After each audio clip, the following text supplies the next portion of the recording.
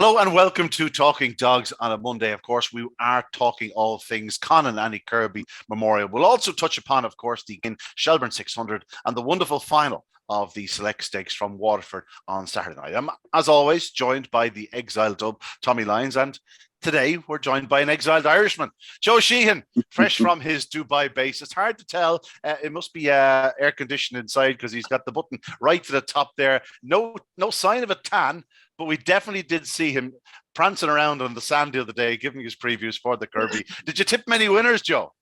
Actually, I meant to ask you for a bottle of the fake tan that you used to use, Ian. Any tips? Where can I get that over here? I wonder, is it just in Ireland? Joe, I'm just lucky. I've got those jeans. I stand beside the grill. I get a colour, you know. Well, how's things, Joe? It must be strange watching it on from Dubai, from further fields. This would be your special time of the year, along with the Ledger, of course. But as a Limerick man, it's a proud time of the year for you. Absolutely, and you know what? Being over here has made me realise how much the Kirby and how much Greyhound racing means to me. Because I guess absence makes the heart grow fonder, and when being over here, it's one thing I'm really. I had a winner a couple of even weeks ago there, and just watching it on the back of bus, I just would have given anything in that moment to just be there. And I suppose I always knew Greyhound racing is one of the main things in my life. But when I came over here, it really has me pining for home, But getting to watch it on back of bus, it's great to keep in tune with all the action. It's fantastic. But I really wish I was there because the Con Annie Kirby, as you said, being a Limerick man, it's one of the most special competitions just to be part of. And even during the winter months, it shortens our winter months, and they look ahead to it. Like even you're looking around, any dogs doing fast trials around Limerick, what's coming up, who's the trainer's going well, and what's the verdict, and it's just a fantastic competition. I just really, really pine for home at home. I really wish I was there, but who knows? Ian, if you fork out my flights for the final, I might get my way home. No, you're all right, Joe. Tommy, you heard Sheik Joe Al Maktoum Sheehan there suggesting a winner a couple of weeks ago. There were some tremendous winners at Limerick on Saturday night. We lost a few big names, but what we've been doing in recent times is telling you the big names that have gone and then realizing all the big names that are still left. It's still a wonderful competition. It just goes to show the strength and depth. Yeah, I didn't realize it. I was a little bit annoyed myself when I was watching the replays of the heats in the last couple of days, and I didn't realize what's going to win it. So I do now. I actually think there's two bets left in the car, looking at the prices, and I think not all the firms are priced up yet, so there might be a bit more value later on. But I think there are two bets, one particularly strong one. So yeah, like there were a couple of surprises, but there are fairly special dogs in it still. I like that, Tommy. I like that. Build the anticipation. Keep the people tuned in on this Monday evening. They won't be listening to me. We'll kick off at the opening heat on the card. We'll go through the 8 heats nice and quickly. The opening heat was, I was going to say a strange affair, but it was certainly a very competitive affair. I think it's clear to say that Kilgraney Sydney wants the fence. Himself and the other Kobe, two of the tightest railers in the country. And as a result of their railing tactics, they sort of got in on top of each other for much of the opening half of the race. Ballinabula Ed and Magical Cuba took advantage down the back straight. Ballinabula Ed briefly hit the front, but Magical Cuba got a clear passage around the outside, sailed around and stayed on very stoutly. Two very fast greyhounds. Magical Cuba looks all over a 550-yard, 575-yard greyhound, a really big engine. I'd feel for the connection to Kilgraney Sydney because I think he's a big player in the competition if he'd gone through and got a couple of rails draw. Just the four and himself and the other Kobe just battling for that inside pitch. They really did cost each other lengths and lengths. I think in a cleanly run race, I think they would have been probably first and second given the start they made. But it was one of those races, Tommy, where there was plenty happening, and it's clear to say that the first four home were all very talented. Yeah, they are. It's a very strange one at the first bend or the second bend, sorry, where Kilgraney Sydney seems to want inside, really tightly inside at the second bend, whereas if you watch his race in Shelbourne Park, he didn't always do that. Slightly different. It just seemed a bit strange that coming off the second bend where it's natural to kind of drift off a bit and course the hare, and that he's looking to get inside.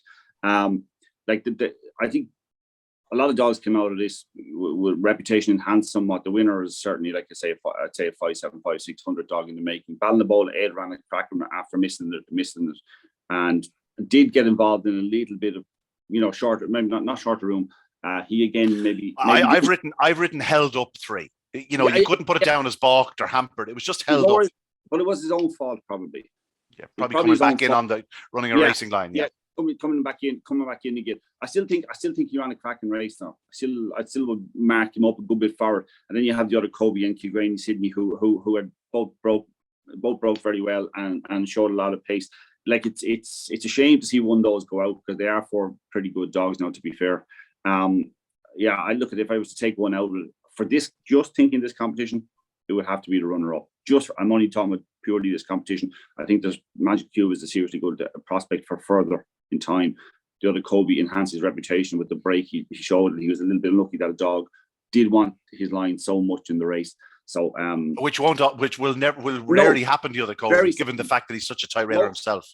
Most of the time, if he's in that position and he rails, the dog outside him will move half a dog width away from him and give him a little bit of space, and all of a sudden he'll be away and gone, and he'd do 28.63 in his sleep. That wouldn't be the issue. That was a win in time. I thought it was most notable that when Kilgraney Sydney did drift off a little bit, sort of after halfway, that the other Kobe put the foot down and really charged into the third bend. So he was sort of waiting to get loose, showed his pace, but then found himself, as the others drifted back in on the third bend with nowhere to go, he's hampered, and then the other Magical Dog scoops around the outside. It was a good weekend for Pat Guilfoyle. Joe, an awful lot of quality in this heat. Yeah, I think it was interesting that with roles reversed here with Magical Cuba and Ballinamole Ed, because as we know at the time, Ballinamole Ed broke that track record in Tralee. Magical Cuba was second. Imagine doing 28.23 and still coming second. But it was roles reversed there. I really liked the way Magical Cuba ran. And remember last year with Stone Park Leo, with that draw from the outside, I think Magical Cuba, he wouldn't need to improve an awful lot to be a massive player here. And if draws are kind to him not so much draws, but even as the rounds go on, and if you can progress, being out in 6, sometimes it can guarantee you a clear run, especially if you runners who tend to die for defence. And I think Magical Cuba, for me, at 18-1 would be one from that heat that I've been looking for, probably for a value bet for to go maybe even all the way. Who knows? I think he's certainly in the right kennel. And I know Pat Guilfoyle hasn't won a Kirby before, so he'll be throwing the kitchen sink trying to win this one.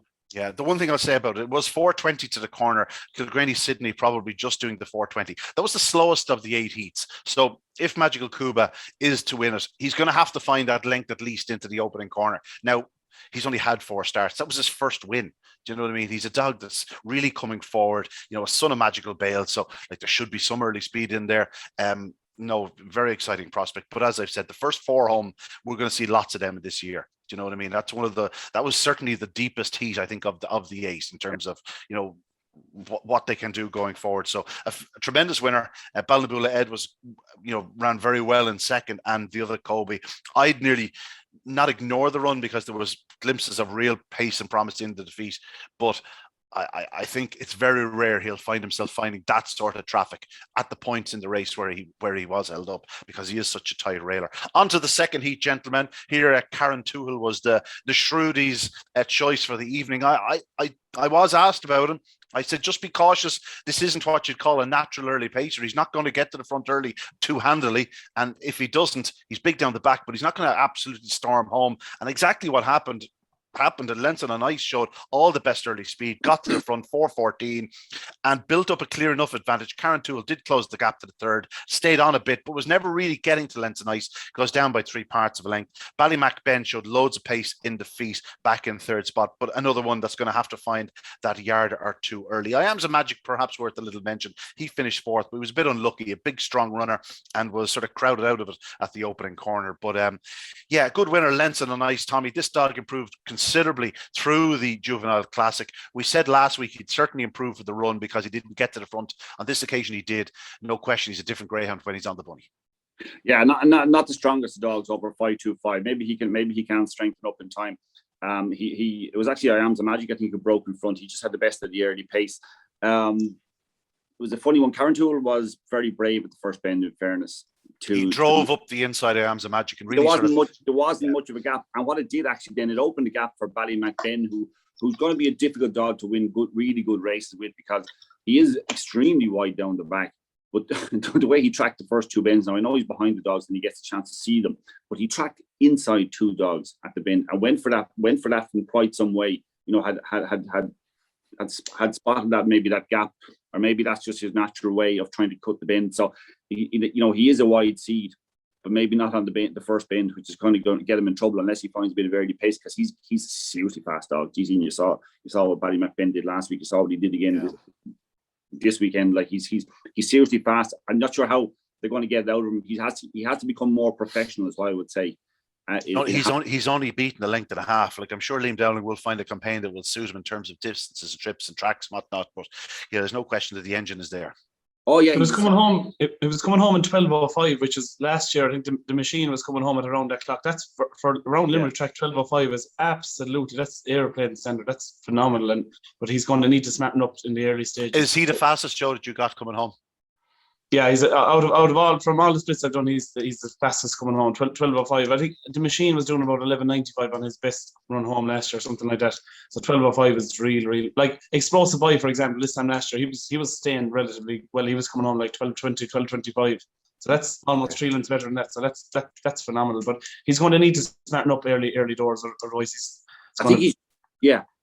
just going to have to put it all together, isn't he, Joe? Because I say, like, maybe it's because he was a couple of lengths off the fourth dog in going into the bend that maybe he eyed it. But if you're going to do what he does and miss the kick and then decide I need to go inside, you're going to, like, and he's on the hair rail down the back. You're going to get yourself into an awful lot of trouble in racing. He's a proper talent, and he's a type of one that I can guarantee you over this course of the year, Joe, if we're on again, we'll be tipping him for this competition, that competition, or saying he's a dog that the big price will go a long way into a competition, because that's the type of pace he has. Those sections are very interesting. He's obviously a top class dog in terms of raw ability. Yeah. The winner, Lens of the Night, Tommy, though, he's probably more likely to go closer to win this competition because of his early speed. Exactly, because as I said, he's not at the moment, he's not a very strong stayer over the trip, but he has lovely early pace, and that's where you want to be, out in front and get around, because there's going to be an awful lot of competition. The competition tightened up for round 2. It's going to tighten up even more for next weekend. It's just going to get where whatever slips around in front, instead of getting a length, we'll get 2 or 3 lengths, because it's so tight in behind, there will be bunching. So I think, yeah, he's definitely, Lenson Nice is definitely a player. Okay, we'll move on to Heat 3, and this time, deadly showtime, Tommy. I suppose my problem was I'd seen so much of him that I wasn't sort of rating his chances going into the competition, but here we are. Third round, or second, going into the third round, he's after posting 28.16, the opening round fastest of the round, and 28.29, second fastest of the second round, and it was just absolutely professional. 4:09, flew to the corner, 16:08 to the third, did everything right, wins 5.5 lengths. I just loved the way he really put distance between himself and his rivals down the back straight and ran all the way to the winning line. Carl Ramsbottom has this dog really singing a sweet tune at present. This would be a terrific performance to get him to win this competition.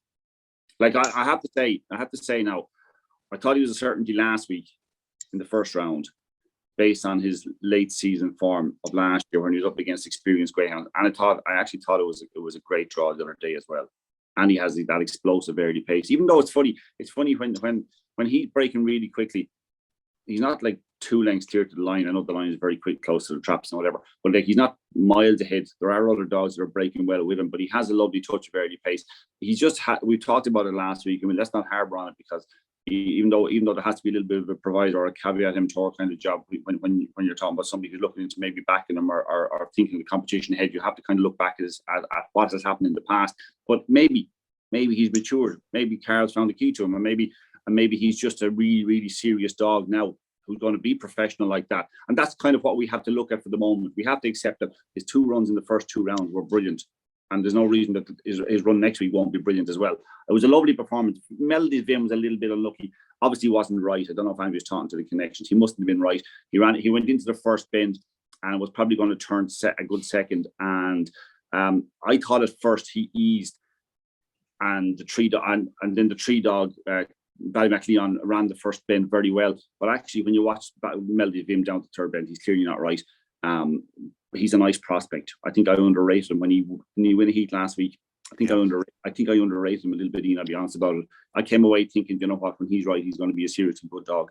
But Deadly Showtime was different grade.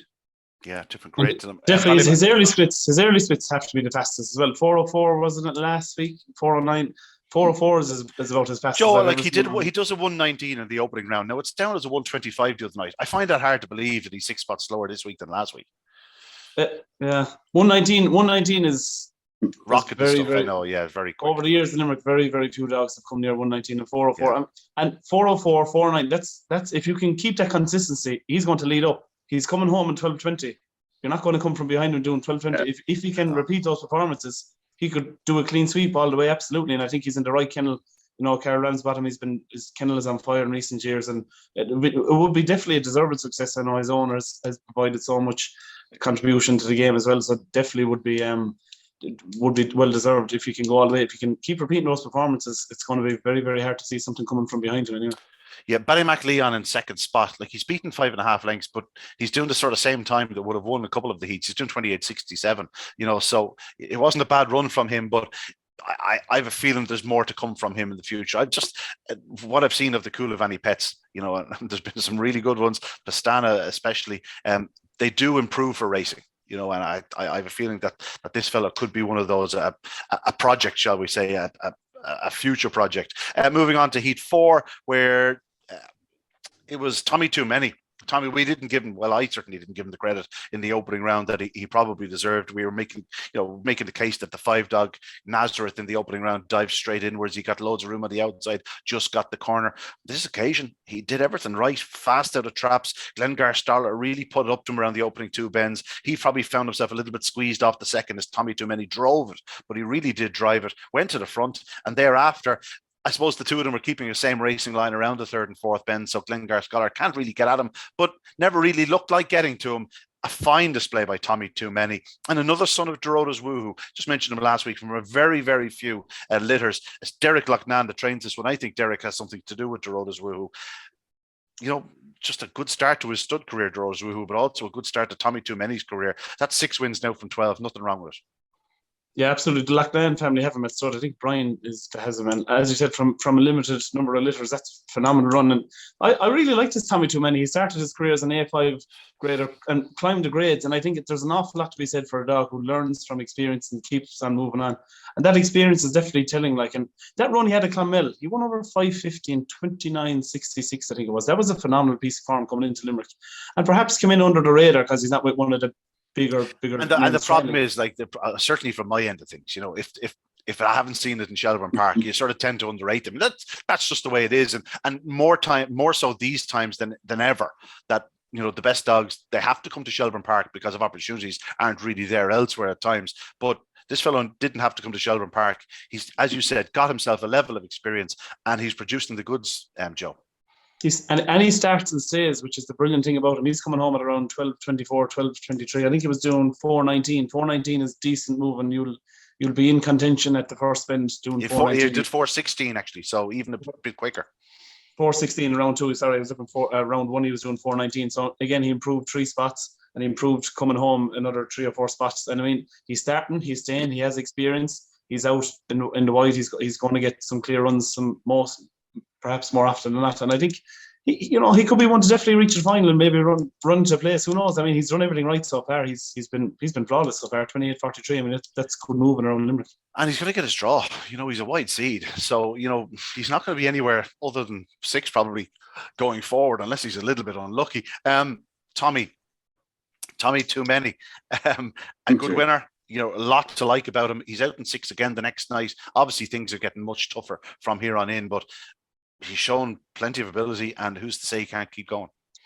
He's not the most natural wide seed in the world, I'd say. If you ever see a dog from a wide seed rail the last bend like he did, yeah, he comes in. I'd say he's more of a middle seed, if I'm honest about it. But I loved the way he battled past Glengar Scholar the second bend, because he actually bumped and you could see his tail. He obviously lost his stride a little bit. His tail went for a stride, but he gathered himself quickly, went past Glengar Scholar, who's a seriously fast dog, and put it to bed, and actually cut across Glengar Scholar again at the last bend to run a tight line around the 2 bends. I've written on the card same line as trap 6 for Glengar Scholar. They were sort of, you know, as Tommy Too Many was coming across, as you said, and it was something I was going to point out, that quite a few of the wide seeds ran a tight enough 3rd bend.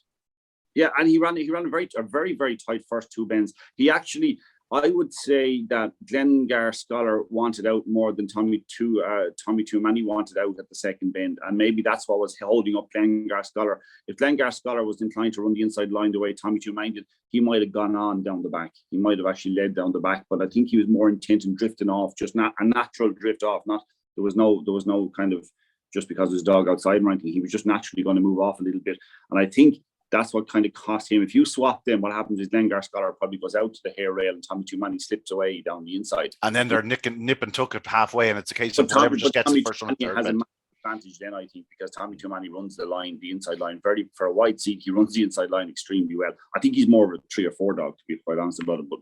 But hey, if you've got the early pace and the determination ability that he has, you can get away with going out of trap 6 and cutting across a little bit. Now, as the competition heats up, you'll find it more difficult because he definitely wants that inside line. He wants that inside line on the bends. We must mention the Bold Freddy, anti-post favourite. He won at 1-3 in the opening round, 28-48. It was just a nice display. The other night, he was only 4th into the corner. He was sort of left 3rd and just held on for that 3rd place finish. Yeah. He's going to need to improve on those 2 runs, but there's no question he has massive ability. Will it come?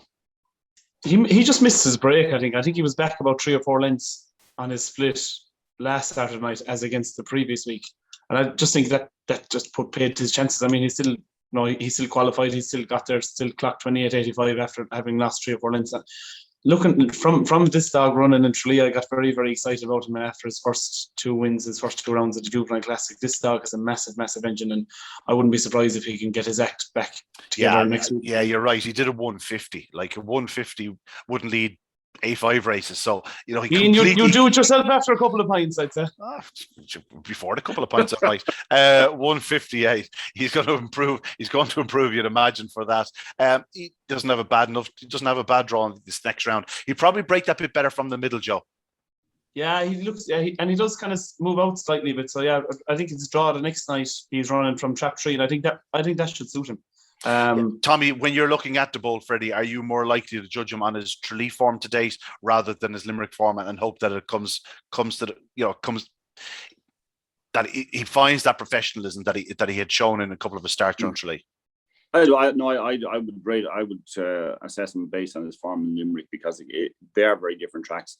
It was a very funny race. They fanned out across the track, literally. Like 6 led, 5 led, 4, 3, 2, and 1 like that. He just came across at an angle like that. It was just a very strange break, and I'd forgive him if you give him 3 lengths. Now he had to give a bit of a bump to was it Empire Spike maybe at the first bend to turn in 3rd place. If you give him 3 lengths at the second bend, he's still kind of upsides Glengar Scholar. He still has a bit of work to do with Tommy Too Many. So I think even with his best break, there's probably a little bit of work to do to be a leading fancy in this competition.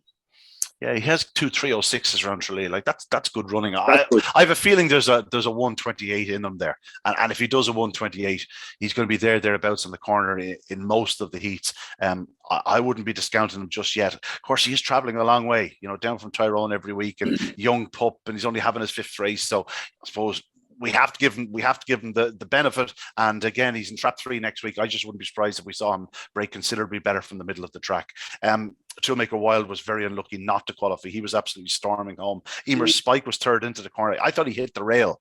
And that then left the inside free for the Bold Freddy to slip through. And again, Tommy Too Many, Glengar Scholar. Didn't mention an awful lot about Glengar Scholar. We saw him doing a 28-24 in the opening round. Any dog that can do that can play a big part in proceedings. I know he didn't get the clearest of runs off that second bend the other evening, but I think he's still a player. On to Heat 5, and here, well, certainly a couple of big players. We said about Swords Rex in the opening round, Tommy, that it was a display where you could just sense there was far better to come from him. We didn't have to wait too long. A week later, 28-20, showed great early speed. I think he's probably a dog that doesn't really want to be directly on the fence. I think he just wants to be that step or two off it. It was evident the other night. There's a 4-17.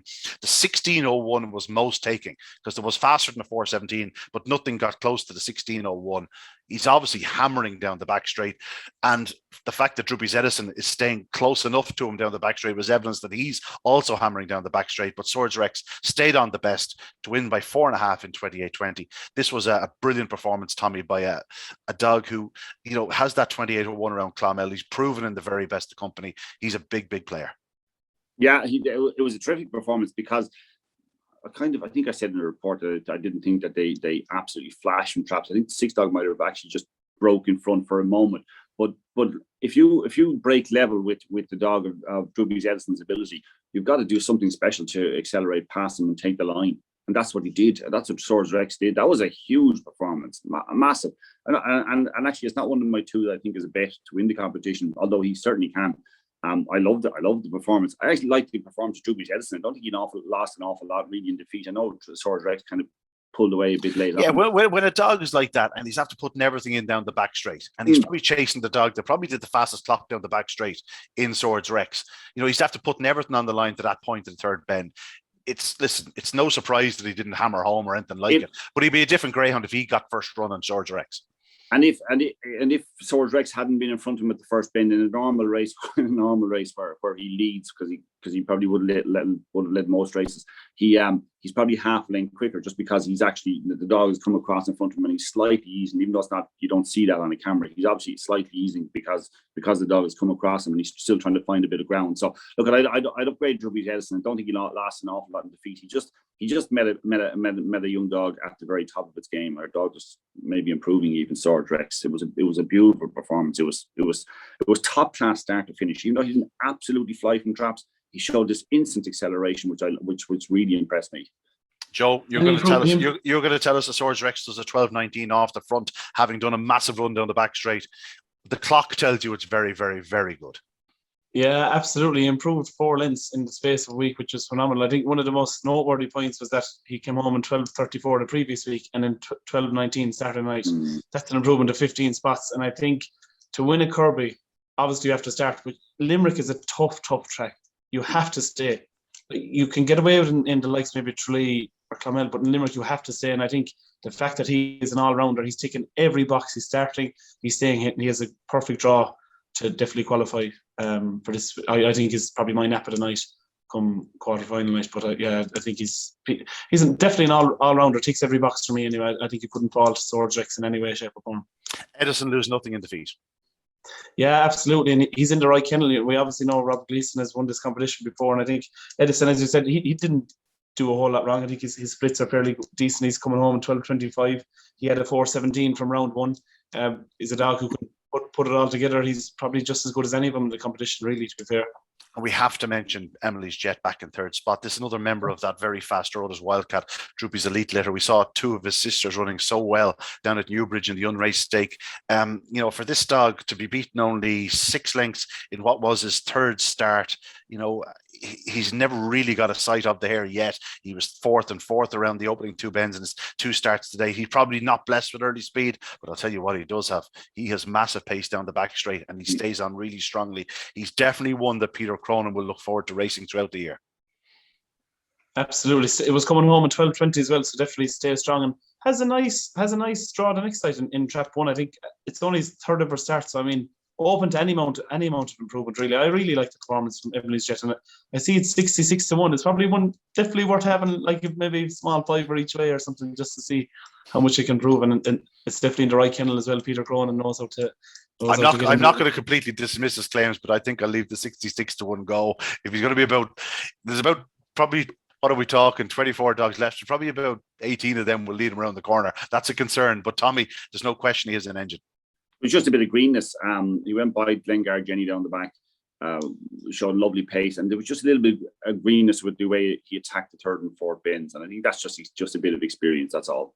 Yeah, I was actually surprised when Joe said the 12.20 because I would have seen a 12.10 type run. That's sort of just one of the elite sort of finishers in the competition. I think he'll be a really bright prospect going ahead. On to Heat 6, and here the wonderfully named Disco Pants set the pace into the opening corner. But we were talking about back straight pace with Swords Rex.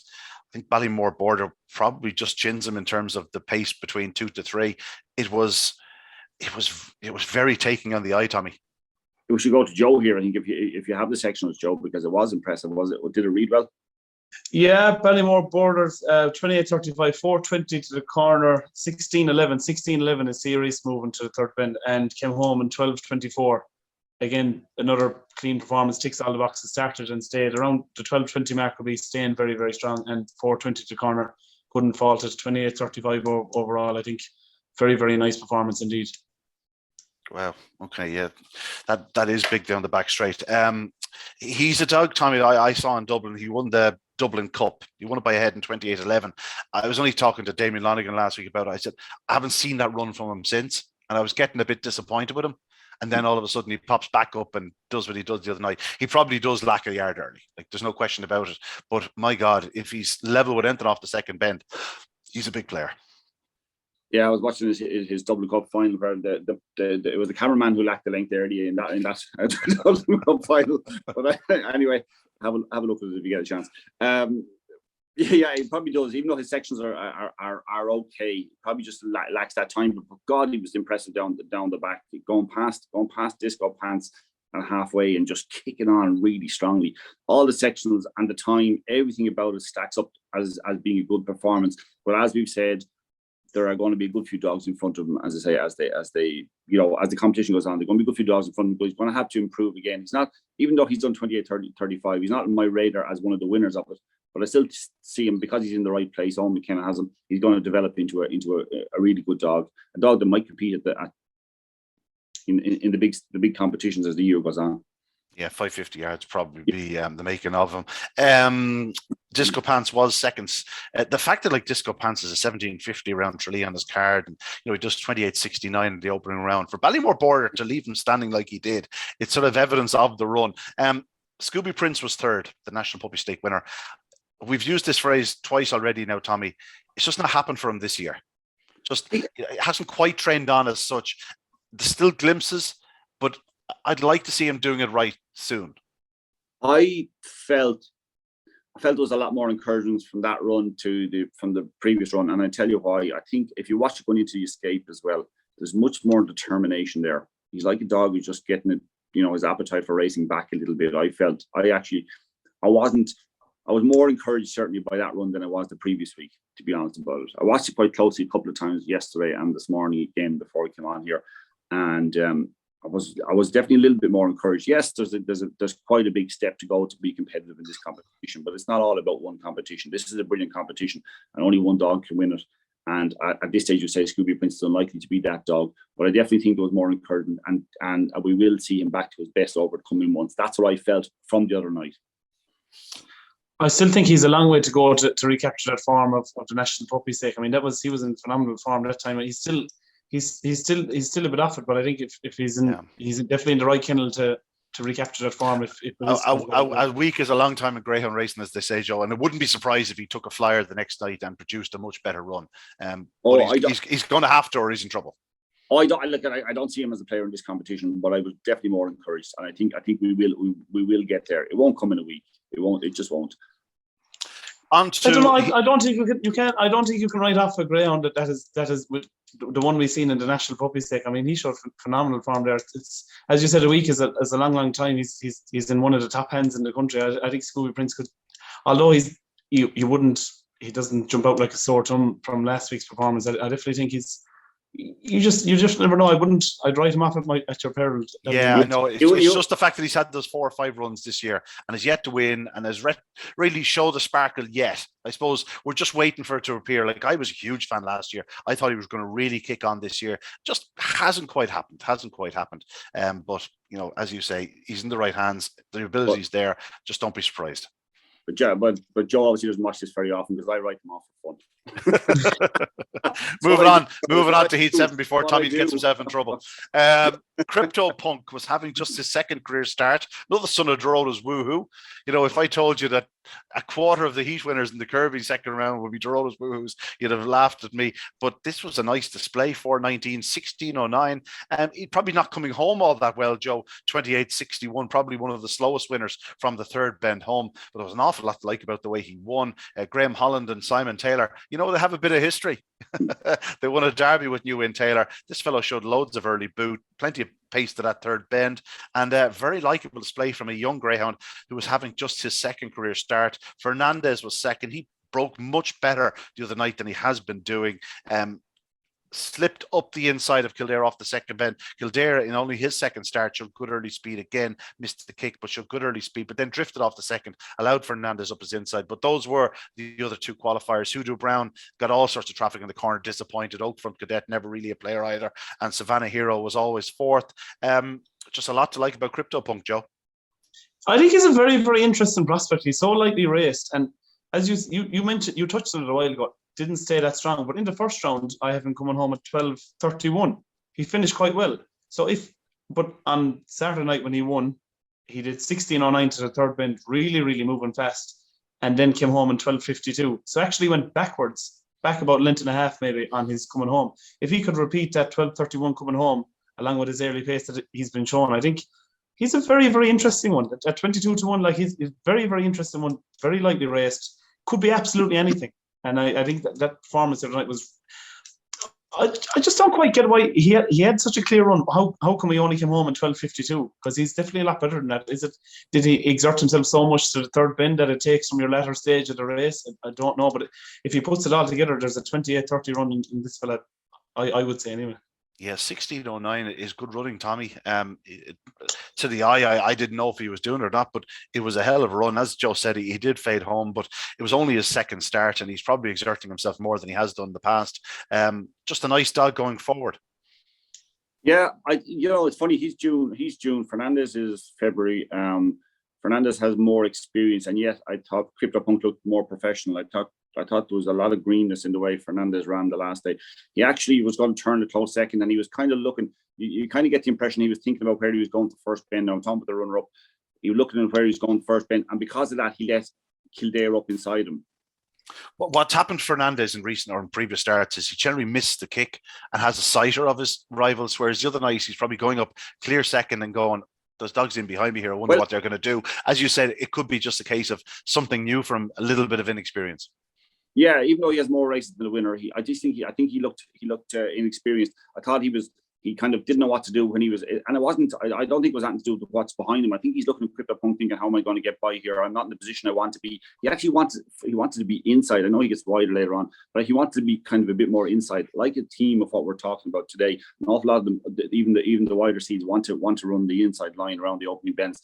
So he was kind of trying to get his place or pick his place, and maybe thought it too much and let Kildare up inside him, but then showed plenty of dashes again. Like, he's a fast dog. He probably didn't pick up as well as I thought maybe off the last bend, which is unusual considering your sectionals. That if it was CryptoPunk wasn't coming home and particularly strongly, then maybe you might say it was disappointing. But I'm not convinced. I think it was a good run by all three, the first three homes. Savannah Hero was a little bit disappointing because it looked like it had a good draw and was going to be a big player. Hoodoo Browning got a lot of trouble. There's a dog I know you think a fair bit of. I think it rates a better race than 28:61. I think overall. I think I'll agree with that wholeheartedly. Yeah, I think I'll add that for first, second, third. You know what I mean? I think they all could be upgraded a little bit. Joe, do you have a clock home for Fernandez first two rounds? Fernandez coming in round one, he was coming home in 12:25, which is really moving. And Follies You has been a great damn for the matches, in fairness. Joe's days are gone, who ran here this time last year. I have him coming home at 12:39 the other night. Now, again, from where I clock it, there's probably a discrepancy of a couple of spots here and there from But it's roughly 2 lengths slower. Yeah, but from the first round he was coming home in 12:25, and Follies You, they do stay strong off of Follies You, to be fair. I think he's definitely an interesting prospect. Fernandez will probably need to improve a couple of lengths definitely to be a player. Yeah, he's an unpolished diamond. There's no question the ability's there, and it'll come later in the year. He's just inexperienced. A bit like myself being an unpolished diamond. Huh? You're more like an unpolished lump of coal. Moving on. We did mention third there, didn't we? Oh, Kildare. Sorry, I just want to mention Kildare. He's actually reminding me a little bit of the Stone Park dog from last year. Very inexperienced, improving through the competition. I think he's going to take a start some night and go quick. I think he's loads of early speed. I think he's plenty of ability. He's beaten, obviously, what's he beaten? 3.5 lengths of the night, 28.61. Like, on the clock, it's not stunning or anything like it, but I think he's shown a lot of ability. And I just wouldn't be surprised if he took off, maybe not in the Kirby, but very soon. I think he's a really bright prospect. On to Heat 8, where Droopy's Nice One. She really is starting to look the part, Tommy. She's a very, very impressive lady. She popped out, she moved off the inside, she went straight into the corner. Once she got to sort of about trap 3, does a 4.17, a 16.14, and she really is staying on strongly. She's doing a 12.19 home, Joe, and wins very impressively. Crafty Kokoro had no right to finish second from where she was. She's just awesome from that third bend home, and back in third was Townview Sid. A lot to like about Droopy's Nice One. We lost Kulavani Hoffa on this occasion, missed the kick badly, showed loads of boot in defeat, but just again that inconsistency of the box that we have mentioned before is going to be costly if we can't find it. But Droopy's Nice One, Tommy, so much to like about this lady. Oh, she's my idea to win her the competition, and I think she's 7-1. I think she'll be slightly bigger elsewhere, maybe later on. But it's not just a run here, but like that. The first round run was it's her body of work. This is her 8th start, her 5th win. Look at the company she's keeping. Like if you look at the Kilgraney Sydney performance, she finished 5th, right? Beaten in Shelbourne Park, 28.32 to win time. Missed the kick completely, never figured. Forget about it. Ran in trap 1 in the first round here, won impressively, 28.39. Won 28.33 the other day, even though she wants to be in 2 or 3. Her run, the real eye catcher is the run behind Swords Rex in Clonmel, when Swords Rex led on and did 28.28. What she's doing home around the tight track, was to me was phenomenal that day. I think she's only a September, like she's really, really young. She's the youngest in the competition. Yeah, she's really young and she's deeply impressive. And I know there's absolutely no link whatsoever to the fact that we've been bigging up all the bitches over the last couple of years. But she just seems to be a real talent. I'm a bit annoyed myself that I didn't spot it earlier, because I might have backed her at bigger prices. I really I just loved the performance the other night. I think it was thoroughly professional. Yes, Kulavani Hoffa didn't run its race because he missed it and was always kind of trying to catch up. But Crafty Kokoro was always going to have to do it all late. Townview Sid ran well. And look, probably if you knew Kulavani Hoffa was going to miss the kick slightly, you'd say it was probably a good opportunity for Droopy's Nice One. But I just loved the way she did it. I honestly think. I think she's 7-1. I think she might be slightly bigger later on with other firms, but I think I have to take some of that. I think she's serious prospect, absolutely ridiculously serious. September Pup, as Joe said, God, I loved it. I really did. She reminds me a lot of Droopy's Gloss, her kennel companion, and she probably has a yard more early speed than Droopy's Gloss. She definitely has more early speed. Droopy's last downfall, it's not a downfall, you win the juvenile derby, but Droopy's Gloss is just about a length, 2 lengths, maybe even to the first bend is what we'll find out. Droopy's Gloss at the very top level. She's got phenomenal ability as well. This lady has the early pace. I think I don't know, I bowled over by her, and I'm just disappointed with myself that I didn't spot it earlier. Shame on you, Tommy. Go home now and smack your hand. Joe, Droopy's Nice One. She's well named. Yeah, nice one by name, nice one by nature, as we often said before. No, she's a full every package. time I've seen you said it. Go on anyway. I think in the first round she came home in 12.11. That's really, really moving home, and she's starting and she's staying. She's drawn in 4 this Saturday night. I don't think it'll be an issue. The way she's breaking, it won't be an issue in the company she's keeping, because the Bold Freddy's in 3. He certainly won't move wide. Crafty Kokoro's in 1, Fernandez and Magical Cuba. Like, if she hits the lid, she has the early speed of each of them. And the Bold Freddy does a 150 tonight and a 133 the previous night. She's gone faster both occasions, and again might even break that little bit faster from the middle of the track. I think she's a trap 3 runner. I wouldn't be too concerned by 4.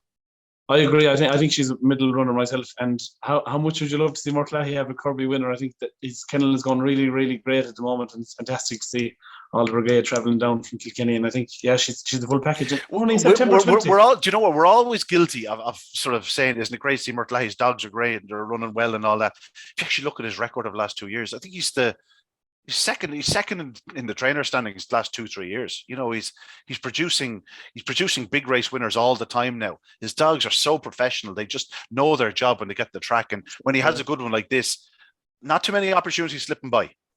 And on the topic of Mortlahey, look at last week he won the McCalmont Cup, and another dog that's actually left in the competition, the Stories dog for Gavin O'Mahony. He runs the Club of Champions. I think we must give him a mention. He's a fantastic man for the game.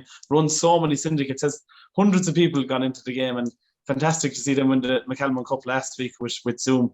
And it'll be great to see Mortlahey go a long way in the Kirby. And I think he definitely has the ammunition with Droopy's Nice One. She is an absolute superstar. September 20, she's world's her oyster, definitely. Yeah, Crafty Kokoro, Tommy. She's she's gonna be hard to keep out of the frame. I don't know how many heats she'll win, but my God, she can run.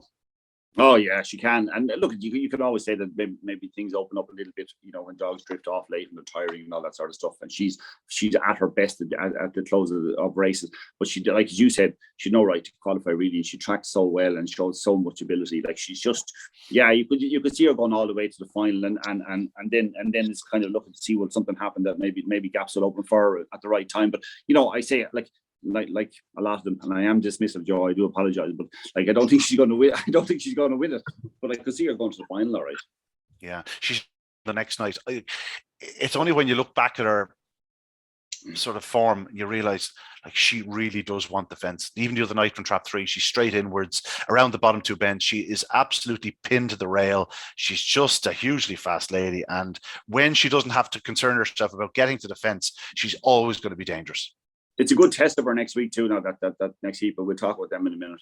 Yeah, isn't she? I think she's slightly frustrating how fast she can finish. Why she can't just have that extra bit of pace in the early start of the race? It is maybe not frustrating is the word, but because she's a class act. She's an absolute superstar.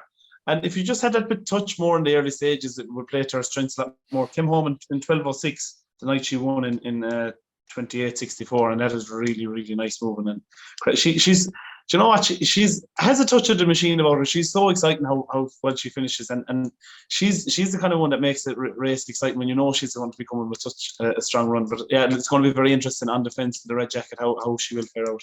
Tommy, if you were asked to nominate 6 finalists, she'd be one of them.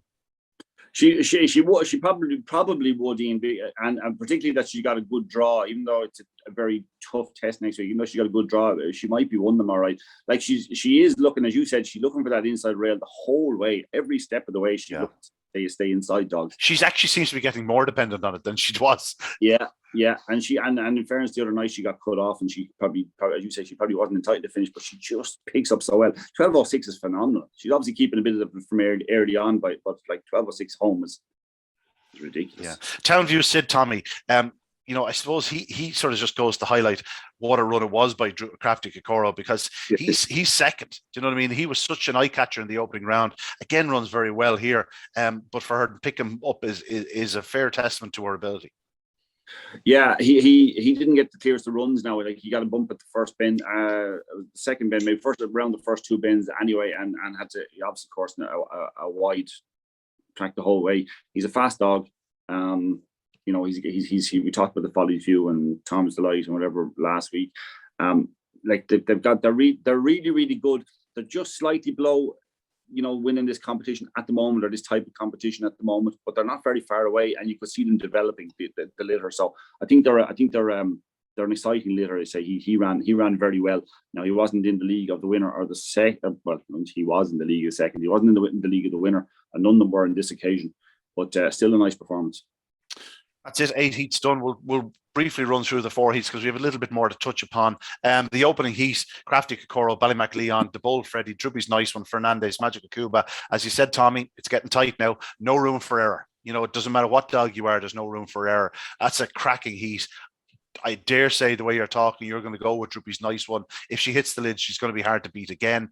The Bold Freddy, I'm expecting a much better display from him. But then you're looking at Crafty Kokoro, Magical Cuba. This would be fitting of a final. It's a cracking race. Like Ballymacleon has loads of ability as well.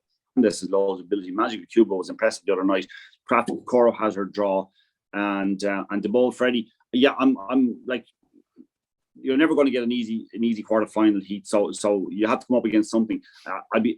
if I'm right, or if I think I'm seeing from Droopy's nice one is right, she'll have the legs of the Bold Freddie early, and if she does, she goes and wins this heat. As far as I'm concerned, it's like there's two early pacers, and there's 4 dogs who don't quite have the same early pace, and so it's almost.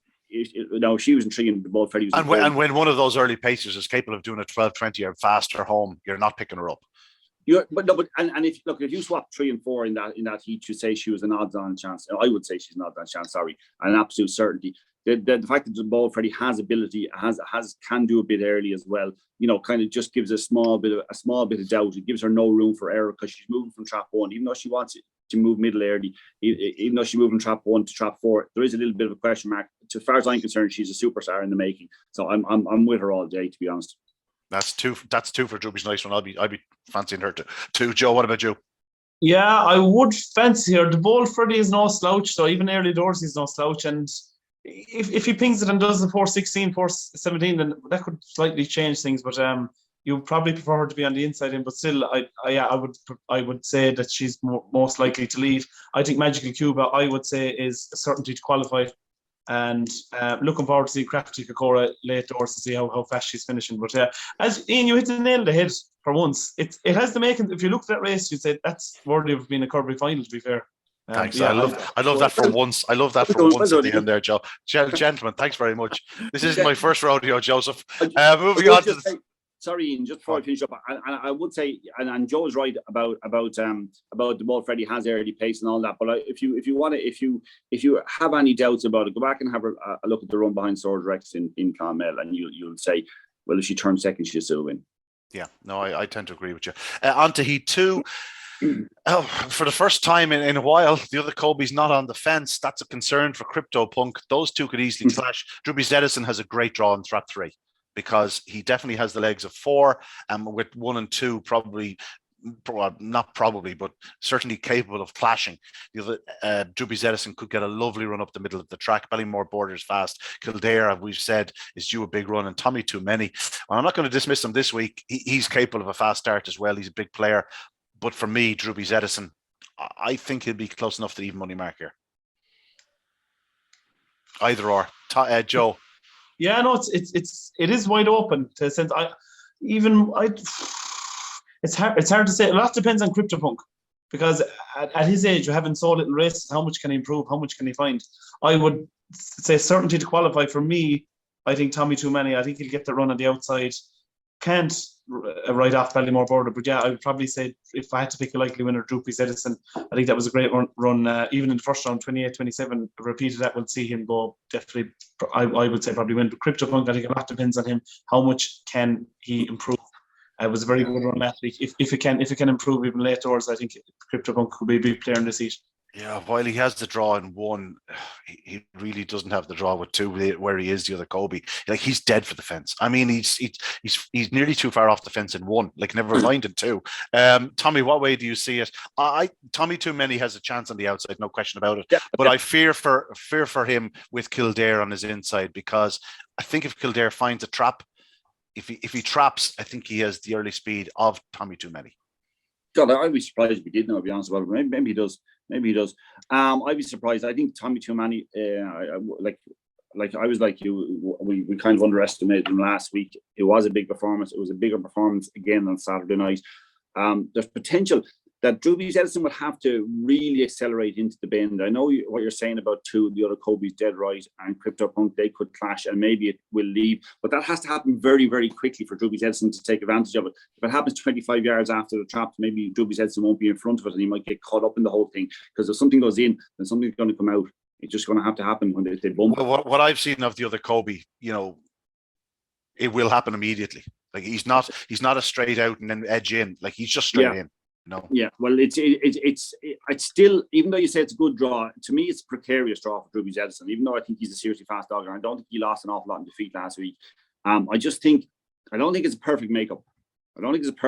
And for that, I'd still have to look at the sections again, all the four, whatever the sections are for that line for the 3 inside dogs to give myself any degree of confidence that Droopy's Edison can lead.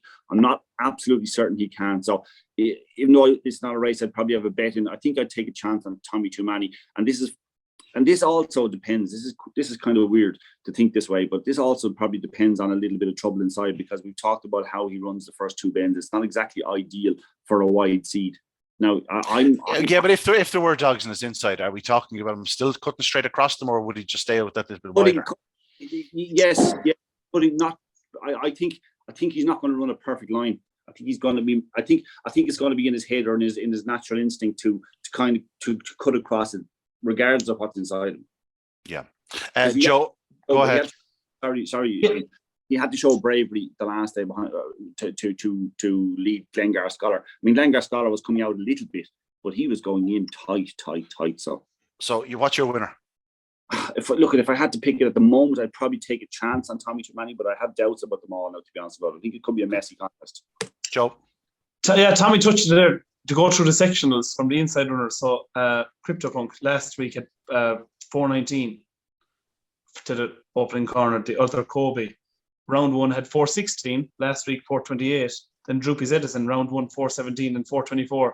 They're all in around the 4:20 mark, give or take. And that screams one thing at me, traffic, as you would say yourself, Ian. And I think that could play top. Either I think one of them will ping the lids and lead up and pave the way for one of them to win it decisively. Or if there is traffic, I think that could play into Tommy Tumaney's strengths. I think if he does stay clear. And from what I've seen of him over the last couple of weeks, I guess he's been in a position to swoop ahead and stay free from trouble. But if there is traffic on the inside, I think Tommy Tumaney could play to his strengths. But any one of the inside three, if they ping the lids, it could pave the way to a decisive victory for them. But it's a very, very hard one to call. But I'll give you my very quick opinion. If Droopy's Edison hits it, I think he'll win. The other dog I would consider backing in the race is the other Kobe. He has a very inexperienced dog on his inside. No question he's a fast greyhound, but if the other Kobe took a ping and got onto the fence, I think he's a major player. I think he's a major player in the competition if he keeps getting a draw on the fence and getting around that corner. I just think there's an awful lot to come from him still. So just keep an eye on that. Just if he was a bigger price than he should be. On to Heat 3, Emily's Jet, Karen Tuchel, Deadly Showtime, Glengar Scholar, Balnabula Ed and Stories Archie. There's no question the big three in the betting here will be 3, 4 and 5. If Deadly Showtime hits the lids, it's very hard to see how Glengar Scholar and Balnabula Ed can come around him, but at the same time Balnabula Ed can certainly go up faster than he did the last night, and so too can Glengar Scholar. He's probably on the right side of Deadly Showtime as from what we saw the other evening, Tommy. This could just turn into a nice little clash between the three of them. I think Emily's Jet, probably Karen Tuchel and Stories Archie need plenty of luck. It's a perfect draw for Deadly Showtime, because Glengar Scholar will at the first and around the land at the first two bends, and certainly off the second bend will be edging out, as we've talked about from last week. He'll be edging out. Deadly Showtime, even if he doesn't lead clear, if he holds his line, he gets a lovely run out of the second bend and goes clear down the back. So I think it's an absolutely perfect draw. It's a tricky one for Ballinaball Ed, if you ask me. It's quite tricky for him there, because of Glengar Scholar has the early pace to hold him and will hold a line that's a little bit wider, so it'll force Ballinabula Ed to do a little bit more. I think he can still qualify. I thought he ran very well in defeat last week, but Deadly Showtime has to be the choice until he proves, until he shows us that he's, that the quirks still exist. We have to kind of assume that they don't. The two runs have been perfect so far, and I don't see why it won't be a third time. Similar story, Joe? Yeah, absolutely. I think Deadly Showtime is drawn perfectly, and with 4:04, 4:09, even a 4:15, he should be well afford to even give away a length on what he's been doing early doors and still clear the 1 and the 2 dog. I think Glengar Scholar has a massive engine. I was slightly disappointed by its run last week, but if he can reproduce the 28-24 from the first round, will be a big player. And Ballinabula Ed, will be seeing him in action in Tralee and what he can do. And yeah, I would say 3, 4, 5 leaders in the betting, and 3, 4, 5 to qualify, I would say, from this heat. Yeah, I think this might be closer between the three than sort of we're predicting with Deadly Showtime hitting the front. I just wouldn't be surprised if three of them were to flash past the post together. That wouldn't be surprising me. I just think all three are capable of a 28-20 run. I have no doubt of that. We won't find out what Deadly Showtime is really doing until he's led, and at the moment he doesn't look like being led. Yeah, that's true. On to Heat 4. Soares Rex is back on the fence, having produced a big run the last night. Scooby Prince 2, Disco Pants 3, Townview Sid 4, Lens on an Ice 5, and Ballymac Benin 6. Lens on an Ice is certainly going to go up fast, so 2-3 Disco Pants. But if Soares Rex holds his pitch early, Tommy, he's going to be very hard to beat on what we saw last week. And that's key. And I think you said it earlier on. I'm sure you said that he probably wants to be maybe in 2. Maybe it might be slightly better line for him. I still think he's going to be the one to beat there. Scooby Prince isn't showing enough early pace in the 2 heats so far to in my mind, he hasn't shown in the 2 heats so far to think that Swords Rex can't at least hold his position. Disco Pants has a nice bit of early pace. Could be a tricky draw for Scooby Prince. Ballymacben does that thing where he cuts inside and does funny things. He's very wide. It's at certain parts of it. An extremely fast dog. I'll be hoping the Ballymacben will qualify, but they have to go with Swords Rex. I think you really have to. Joe, hard to see past him. Yeah, very, very hard to see past Swords Rex. He's been flawless, and that bit of form he has in Clonmel, the 28-01, that screams out at you, a classic contender, even classic winner down the line. 28-20 last week, a reproduction of that. I don't think they'll get within 2 or 3 lengths. Lenson on ice has brilliant early pace, 4:10, but has only been coming home around 12:50, round 1 and round 2, and you will not win a Kirby coming home 12:50. I'm not saying he won't improve, because I think he's a very, very classic greyhound, but will have to improve from the third bend home to be a big player in this, but has dashing early pace, 16-16 to the third bend last week, but will have to improve coming home to be a big player. So yeah, which would suggest to me Swords Rex should win this. Ballymacben has a massive engine coming home. Not a bit like Crafty Gregor, is slightly frustrating that it's not showing that more pace early doors. But Ballymacben to me is probably like a greyhound that can finish second or third and keep qualifying away. But yeah, Swords Rex for me, I think he'd nap it tonight. Yeah, looks the part. It's a hell of a Kirby, gentlemen. Tommy, you've already nailed your colours to the mask. Droopy's nice one. What's the second one you were thinking of? I think at the prices, and he's 12-1 at the moment, and I suspect to be slightly bigger. Even though he has a tricky draw next week, I think Ballinbola 8 is still a player. Yeah, I tend to agree. Joe, total winner. I don't want to do the unfortunate and just go for the favourite, but Deadly Showtime. It's a bit harsh. It's a bit harsh. Deadly Showtime to me has Kirby winner written all over him. I do like Tommy Too Many. Will probably need to improve a couple of lengths, but I don't see why he can't. Crafty Gregora stays on so well. Just if you can improve that bit early doors, could be a big player. But yeah, if I had to say one, I would probably say Deadly Showtime. But it's still even at this stage, it's so wide open and there's so much left to play for. Yeah, I think it's a value hunt job rather than nail your colours to one mast, in the sense where there's no real standout. There's 5 or 6 dogs there that could certainly win it. And I went with Droopy's Edison the first round. I have to say, I think he'll want to improve for last week's run, but I think there's better in there. Like Tommy, Droopy's nice one is, it's just, you have to love the way she's doing it. And Swords Rex was so impressive the last night. If I was picking something, it would be very much price dependent. Maybe the other Kobe, the big price, just, represents a bit of value. Gentlemen, there was great racing elsewhere, of course, on Saturday night, the 2 semi-finals of the Shelbourne 600. Joe, did you manage to catch up on them? Didn't quite go to plan, shall we say. Beach Avenue was knocked out of the opening heat, desperately unlucky, but a brilliant winner in the heat. And also the second heat, all for the best, was a red hot favourite, and Hello Hammond decided to hit the lids for the first time in his life, it seems. I text Paul Hennessy actually looking for the draw yesterday morning. I said, well, massive run from Hammond. He says, yeah, we're only 2 years waiting for him to start like that. So he says, I don't know, should we expect it 2 weeks in a row? But it was a hell of a run. But Sentimental Lad did everything right in the opening heat to win in 32-14, second heat 32-04. 2 brilliant performances, Tommy. Oh, fabulous performances! Yeah, and Joe said you were right about something earlier on. I'm going to give you 2 in the 1 hour. A Sentimental Lad. I think you said that he was just a little bit below it last week because he might have been the run the previous week might have taken a bit out of him, and it's amazing what a week can do to freshen them up and whatever. This was an absolutely brilliant performance by Sentimental Lad. This is what we talked about earlier in the year when we were on this. We were talking about this dog being a serious dog in the making. That's the type of run we were expecting. Like he was, I know Beach Avenue got trouble and whatever else was, but I think this was just a perfect. And it was kind of reflected. It was almost a carbon copy of Hello Hammond in the second heat. It was just power packed stuff. All for the best, who I still think could probably win the competition. Was just things just didn't happen at all. But I tell you what, saying that I still think you win the competition, maybe Hello Hammond won't break, but Sentimental Lad, I think, can break like that nearly every night. I think he's a serious dog, and we've said that in the past, and it was just nice to see us on the track. Another dog we have to mention, Fast Fit Paddy. I Yeah. thought he would, he's beaten 3 lengths, but he's doing 32.25. He's doing it everywhere. He's starting, he's staying, and he just has a good draw in the final. With the likelihood that Hello Hammond won't make the similar start, he's right bang there with a massive, massive chance. Well, he's been running in top company. He's won 4 of his 8 races this year. Like he's in superb form. He's just in superb form. So that effort wasn't a surprise at all. Was it? No, it certainly wasn't. Joe, 2 power pack displays from Sentimental Lad and Hello Hammond, both wearing the black jacket of 4. It sort of sucked them out, and they went on to win in fine style.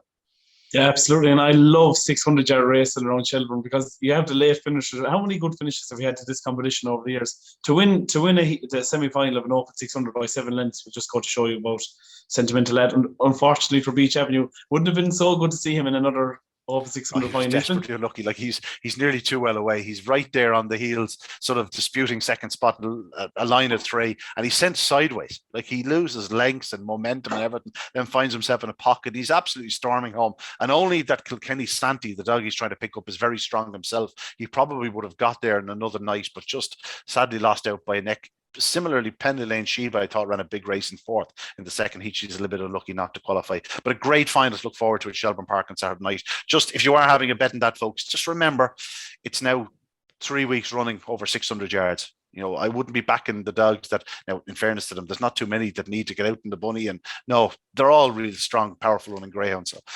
just you'd be amazed how much these runs can take out of the 600-yard trip. It's such a test. On to Waterford, gentlemen. I was lucky to be on hand to watch Explosive Boy. Do you know what they say, Joe? Explosive by name, explosive by nature. Explosive by nature. I educated you well, Fortune. What a greyhound he's been and continues to be. He's been so well campaigned by Pat Kilfoyle, to be fair, over there. He's just been a phenomenal superstar. Remember this time last year, he really lit up to Kirby and then went on to Produce X, then in Tralee. And he's just been an absolute phenomenal greyhound, stayed at that level so consistently. And I think it's a wonderful training performance by Pat Kilfoyle to keep him at the top level, running in the best of company all the time. He just says it all, really. Tommy, Pat mentioned it himself nearly in the interview the night about he likes to bring dogs around to different tracks. Explosive Boy has now starred in competitions at Waterford, Limerick, Tralee, Shelbourne Park. He's couple of real big runs around Thurles. It's almost like he's instilling a different type of sort of ability to the greyhound, a consistency, and they can handle different things that are thrown at them. I know Tralee is probably similar to Waterford in a sense, but there's so much to like about Explosive Boy, not just because of his brilliance on the track, but just his attitude to racing. There was a lot to like about, I think we said it last week as well, about this track. I'm not sure, but anyway, from my point of view, from a person who punts, like same as yourself, somebody who has a bet. I loved the final of this competition because these were top dogs running to form, if you know what I mean. This is Explosive Boy, as you say, he's been around a lot of tracks, and yet he can do it. Like he can repeat it no matter where he goes. He's seriously fast dog. I think Mike said it last week that he probably wants the 550 now, and which would make you think that he's thinking that maybe he's going to, another chance at a derby. Not too many dogs get 2 chances. He's talking about Toaster. He is talking about Toaster with him. I suppose the fact that he has raced at Tralee, Limerick, Thurles, Waterford, Shelbourne Park, he's ready for different tests. I'd say if any dog is going to handle a place, it's probably going to be him. He's not dependent on anything, that dog. He just does it right. Like he just does it right. He has in the past, when he was a little bit less experienced, he has, maybe missed it at a crucial point and whatever happened. But like that's this for, as I said, for form. Explosive Boy ran a superb race. One time only, it was a Laurels winner, looked to have a horrible draw and flew out and ran a super race. Did everything he possibly could. It was just the wrong dog on his inside. That's it. You had a dog with massive early pace on the inside who's doing 28-20. You really can't expect to come from behind in that. And he did everything. He gave the chase. He gave it so much so that you would, what I would say about this race, if you take Explosive Boy out and the rest of them run the exact same way, he does 28-20. Because he doesn't do 28-20 because he's chasing dog and just, he's trying to maneuver a bit. Skywalker Barry, we've talked about him at length, about a dog who looked like he had dropped a couple of grades and maybe that was his lot. He'd done his bit. but like he's running superbly. I spoke to Brendan O'Neill actually the other night about that. They said they had a bit of a problem at the time where we were mentioning that was sort of around the start of the Derby last year. They got him back to form, and he's been every bit as good this year, even though he's not getting on. Like, he's not exactly an overly, he's not old by any sense, but like he's 3.5 years of age, but he's clearly a greyhound that's still performing at the peak. He just missed the kick completely the other night. So too Sing Along Sally. She had a horrible draw and still ran her heart out. So that's what I'm saying. Like all these dogs were brought to the competition, to a really good competition, and they produced as we would hope they would produce. And in the end, the draw was you're a third-year professional. I'm not saying Explosive Boy only won because of the draw, because he's a serious dog, and it doesn't matter but where you put him in, a box you put him in, he can win. He produced his best one time only. I think he ran as well as ever. And we've talked about this. Okay, do you remember he had? I'd say Tommy O'Donovan was wishing the Laurels were starting in 2 weeks' time. Oh, I think so. I think so too, because he's in better form than when he won the Laurels. If you ask me, he's in superb form. Skywalker Barry is an absolute credit. I mean, Sing Along Sally, she was in superb form, winning the bitch stake, and came here and ran her heart out. Just had a horrible draw in the final. Do you know what I mean? So, like, if Mary O'Connor's the minor droopy was up against us, and she was bang there in the opening yards, passing the line, first time up. She's right in the middle there between One Time Only and Explosive Boy. The competition was a great advertisement for greyhound racing. Absolutely. And provincial greyhound racing. Want to see more of that. Yeah. And when you see the excitement, we look down through the field to find the Slick Stakes, and I really love the Slick Stakes because you have such a mixture of some of the old campaigners and even some of the new ones. And when you see the quality of the field and the excitement that all those dogs have given us over last year. Look at the Explosive Boy, One Time Only winning Laurel, Sing Along Sally. How good was she in the Kirby last year? Skywalker Barry. We just see the class of that field. It's phenomenal. It's a great, and it's credit to Waterford. It's a fantastic competition. I really look forward to year in, year out. Well, we can look forward to the quarterfinals of the Kirby Memorial on Saturday night coming. Also the final of the Shelbourne Open 600 from Shelbourne Park. Joe, you'll be on Live 95 at the weekend, as always, beaming in from Dubai to give it a plug.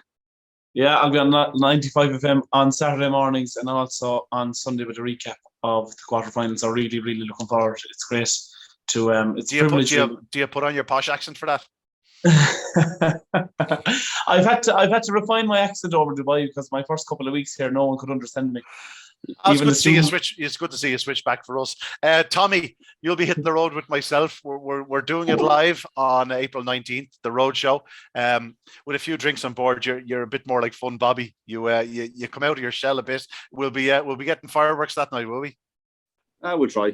Yeah. I just hope all those people who greyhounds I've dismissed don't turn up.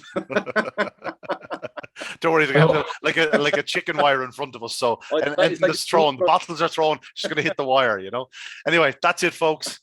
We've had a great time here on Talking Dogs on the Monday. Some unbelievable greyhound racing to look forward to, and what we've just reflected on. But that's it from us this week. Again, the Kirby Memorial continues at Limerick on Saturday night. Wonderful competition, and the final of Shelbourne Open 600 on Saturday night. Joe's on Live 95 at the weekend. Make sure to tune in. And again, that Talking Dogs Roadshow, April 19th. Come and join us. We'll have a few drinks, bit of crack, and we might even say a few controversial things because it's not all going to be recorded.